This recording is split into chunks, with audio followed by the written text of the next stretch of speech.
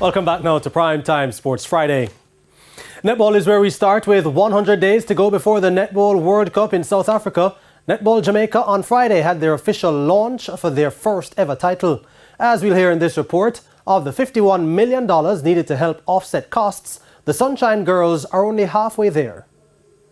The Rainbow Nation of South Africa is a first-time host for the Netball World Cup, and Jamaica's Sunshine Girls are looking to make a first-time mark by lifting the coveted title.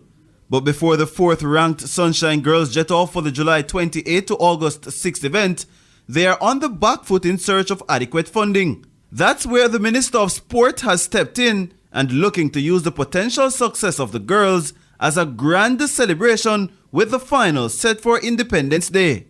Needed 10 million initially. They came back and said they needed 16 million more. I said, okay, we can't give them 16 million, but we're going to go as close as possible as we could. And so it was more than 50%. We committed another 10 million to them. And in addition to that, they have the support of Independence Park Limited, where they can train, because there's a special allocation to cover our national sports organization when they train for international competition.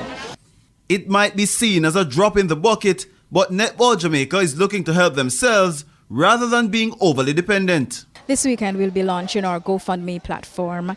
We will also be sending out the call for the world at large to purchase our merchandise. So they will be available on all our social media platforms, and so the world will be able to assist us there.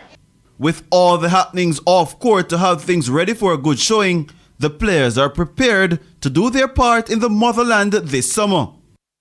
Training is going well. We're going back to the gym. We're going back to drawing board. We're going back to court work as a collective and not individual team sports. But training is going well. We're just excited, looking forward to the World Championship. Can't wait to get out on court and play the game that we love. Head coach Connie Francis is also promising that she may spring a few surprises with the selections for the global event, with a 23-member provisional squad now in training. We don't want players to take it for granted that, it is okay to not prepare or under-prepare during off-season and to come back in and not give 110%. I can tell you that the youngsters are looking really good and they are knocking, and I think it's only fair for us to give the ones who are putting out that harder work an opportunity to represent their country. Jamaica finished third at 3 previous editions in 1991, 2003 and 2007, but ended 5th in 2019. Jerome Foster, TVJ Sports.